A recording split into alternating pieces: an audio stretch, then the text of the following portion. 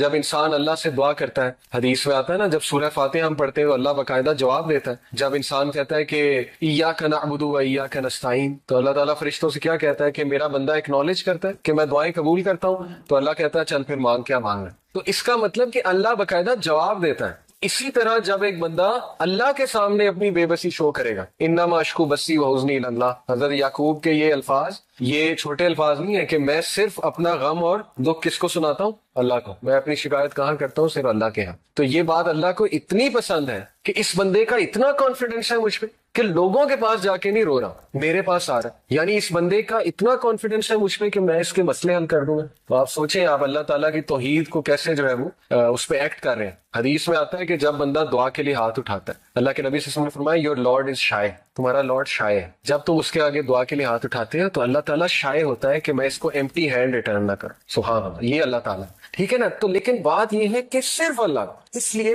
آپ دیکھیں طائف کے واقعے پہ اللہ کے نبی نے کبھی واقعہ وہ نہیں سنایا، کبھی ایمپتھی لینے کی کوشش نہیں کی انسانوں سے کہ بہت بڑی زیادتی ہو گئی تھی، یہ ہو گیا وہ ہو گیا. نہیں، حضرت عائشہ کو بھی اسٹریٹ بس یہی سنایا تھا کہ ہاں تمہارے لوگوں نے مجھے اس دن بہت دکھ دیا تھا، بس دیٹس اٹ. اس کے علاوہ کوئی ڈیٹیل نہیں. وہ تو باقی ڈیٹیل تو ہمیں حضرت زید سے ملتی ہے نا، حضرت زید ان کے ساتھ تھے، حضرت زید بن حارثہ ان کے جو منہ بولے بیٹے تھے، وہ تو ان سے ملتی ہے. ٹھیک ہے نا. یا کسی اور نے اگر دیکھا ہو، وٹنس کیا ہو، تو ڈیٹیل اس سے آ رہی ہے. تو ثابت یہ ہوتا ہے کہ مسلمان اسٹرانگ ہونا چاہیے، مسلمان کا سارا اعتقاد جو ہے وہ اللہ پر ہونا چاہیے. میں آپ کو ایک بات تجربے سے بتاتا ہوں، آپ لوگوں کے سامنے اپنی ویکنس شو کریں گے نا، رونا دھونا، ایک ٹائم آئے گا لوگ کہیں گے یار ایسے روندا رہتا، آپ کے بارے میں مشہور ہو جائے گا کہ یہ تو ہر وقت اس نے رونا ڈالا ہوتا ہے. تو پھر کیا فائدہ ہوا؟ ٹھیک ہے نا. ایک ٹائم تک لوگ ہیلپ کریں گے، اس کے بعد جو ہے وہ لوگ بھی تنگ آ جائیں گے. تو اس لیے اللہ کے سامنے پٹی جو ہے وہ اللہ کو شو کرے کہ اللہ مجھ پہ رحم کر، رب اغفر ورحم وانت خیر الراحمین. اور ایسے کانفیڈنس سے اللہ آپ کی پھر ایسی مدد کرے گا کہ آپ کا گمان، یہی اس آیت کا مطلب ہے وَمَن يَتَّقِ اللَّهَ يَجْعَل لَهُ مَخْرَجًا. جو کوئی اللہ کا تقوی اختیار کرتا ہے اللہ اسے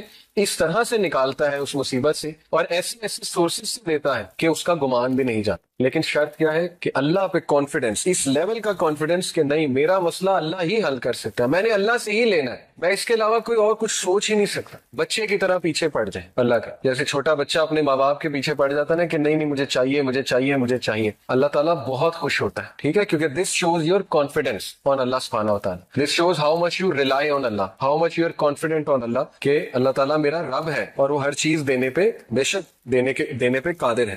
خیر یہ تو ہو گیا وہ پوائنٹ کہ رسول اللہ صلی اللہ علیہ وسلم never took anyone's empathy اور sympathy with regards to this incident. لیکن واقعہ بہت افسوسناک ہے. اللہ کے نبی صلی اللہ علیہ وسلم پہلی تو بات واک کر کے گئے. آپ میں سے کوئی طائف گیا ہے؟ میں 2 بار گیا ہوں. ٹھیک ہے. اور پہاڑی راستہ ہے، آپ نے بھی دیکھا ہے. ٹھیک ہے نا. اور یہ کہ 1.5 گھنٹے میں 1.5 گھنٹہ 1.25 گھنٹے میں گاڑی میں پہنچ جاتے ہیں. تو سوچیں بائی فٹ، میں اکثر یہی سوچ رہا تھا جاتے ہوئے، میں نے اپنی وائف سے بھی کہا کہ کس طرح ہمارے نبی گئے ہوں گے. اتنا کٹھن راستہ ہے، پہاڑی راستہ ہے، اچھی خاصی چڑھائی ہے. تو حضرت زید کے ساتھ آن فٹ گئے، نو ہارس نو کیمل. اس کے پیچھے حکمت تھی. یہاں سے ثابت ہوتا ہے کہ ایون دو اللہ کے نبی صلی اللہ علیہ وسلم کا اعتقاد بہت اسٹرانگ تھا، لیکن ہی ٹرائیڈ ہز لیول بیسٹ جتنا کیئرفل ہو سکتے تھے لائف میں. حکمت یہ تھی کہ قریش کو شک نہ پڑے کہ یہ کہیں دور جا رہا ہے. آن فٹ گئے تھے اسی لیے. تو ہمیں بھی اپنی لائف میں ایسے ہی زندگی گزارنی ہے. ہمیں اپنی بیسٹ ایفرٹ کرنی ہے آخر تک، جتنا کیئرفل ہم کسی بھی معاملے کے حوالے سے ہو سکتے ہیں، جتنی ایفرٹ ہم کر سکتے ہیں. اینڈ دین لیو ٹو اللہ. اس کے بعد اللہ سنبھال لے. ہر چیز ہم نے اللہ کو بتا دی، اپنی ایفرٹ بھی کر لی. اب میرا رب مالک،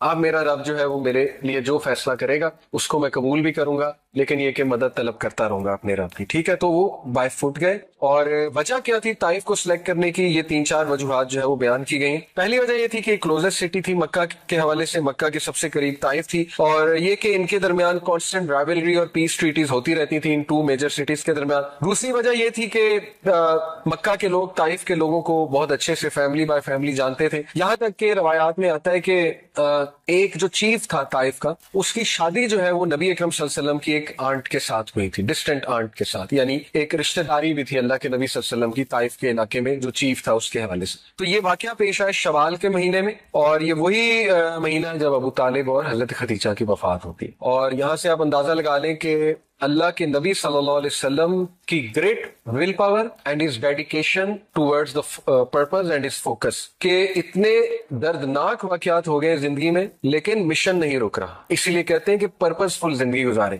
पर्पसफुल जिंदगी गुजारने का ये फायदा होता है कि जब तक आपका पर्पस जिंदा है आप मोटिवेशन से आगे बढ़ते रहते हैं। अल्लाह के नबी सल्लल्लाहु अलैहि वसल्लम अभी चंद डेज हुए हजरत खदीजा की वफात को और अबू तालिब की वफात, और उन्होंने कहा कि मिशन नहीं रुकना चाहिए, आगे चल। हम क्या करते हैं, जब हमारे साथ कोई हादसा पेश आता है तो हम बिल्कुल ठप हो जाते हैं और बिल्कुल जो है ना हम एनर्जी लूज कर देते। ऑल्दो ये बहुत मुश्किल है, आई टोटली अंडरस्टैंड एनर्जी के साथ चलना, लेकिन अल्लाह से एनर्जी मांगे कि अल्लाह मुझे खड़ा कर, मुझे हिम्मत दे। तो छोटी छोटी बातों पे हिम्मत नहीं हारनी चाहिए, ठीक है। ये मैं यूथ को कहता हूँ अक्सर कि अपने जरा स्ट्रांग बने, प्रिजर्वेंस लाए अपने अंदर, जरा ब्रेव बने। हम छोटे छोटे वाकयात पे ठप हो जाते हैं, रिजल्ट अच्छा नहीं आया उस पर ठप हो गए, नौकरी कहीं लगवाना चाहते थे वहां नहीं लगी उस पर ठप हो गए, वो पसंद था वहां शादी नहीं हो सकी उस पर ठप हो गए, ठीक है ना। ऐसे वाकयात में हम ठप होते। तो जरा स्ट्रांग बनना चाहिए इंसान को और अपने मिशन की तरफ जो है वो चलते जाना चाहिए और अल्लाह से सकत हासिल करनी चाहिए। तो रवायात में ये आता है कि अल्लाह के नबी सल्लल्लाहु अलैहि वसल्लम जो है उन्होंने ये जो 3 चीफ्स थे, Taif was being governed bye 3 chiefs, 3 chief थे, ये ताइफ को रूल करते थे।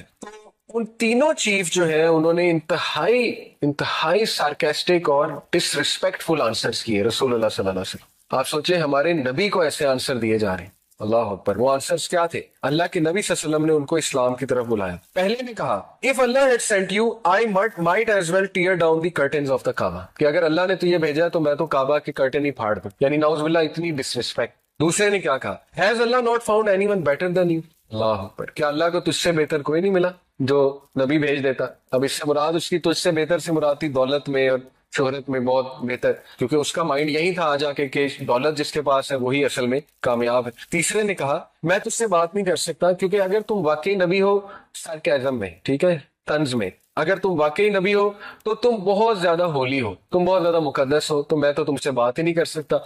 और अगर तुम नबी नहीं हो तो फिर तुम मेरे डिग्निटी से बहुत बिलो हो कि मैं तुमसे बात भी करूं।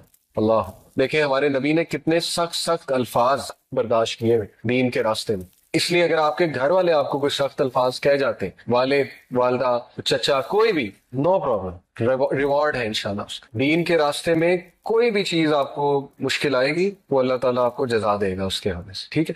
तो अल्लाह के नबी सल्लल्लाहु अलैहि वसल्लम ने उनको सुना, इतने सख्त अल्फाज सुन लिए फॉर द सेक ऑफ अल्लाह। फिर अल्लाह के नबी सल्लल्लाहु अलैहि वसल्लम ने उनसे ये कहा, okay I will leave but please don't tell the Quraish आई केम। हमारे नबी सल्लल्लाहु अलैहि वसल्लम ने उनसे कहा कि आप कुरैश को ना बताइएगा मैं यहाँ आया, क्योंकि ज़ाहिर है उससे मामला बिगड़ सकते। तो इस पे उन्होंने एग्री किया तीनों ने कि ठीक है हम कुरैश को नहीं बताएंगे। अब अल्लाह के नबी सल्लल्लाहु अलैहि वसल्लम ने हिम्मत नहीं हारी, तकरीबन 1 हफ्ता ताइफ में रहे, रवायात में आता है तकरीबन 1 वीक रहे। और ताइफ की वो गलियां भी मैंने देखी जहां हमारे नबी सल्लल्लाहु अलैहि वसल्लम पे पथराव हुआ, उन गलियों से अभी तक गम की सी कैफियत, सैडनेस टपकती है। और मैंने वो मस्जिद भी देखी, मस्जिद अदस, हजरत अदस थे ना जो गुलाम थे जो नबी अकरम सल्लल्लाहु अलैहि वसल्लम के पास अंगूर लेकर आए थे, और अल्लाह के नबी सल्लल्लाहु अलैहि वसल्लम ने उनको दावत पेश की तो उन्होंने इस्लाम कबूल कर लिया, क्रिश्चियन स्लेव थे।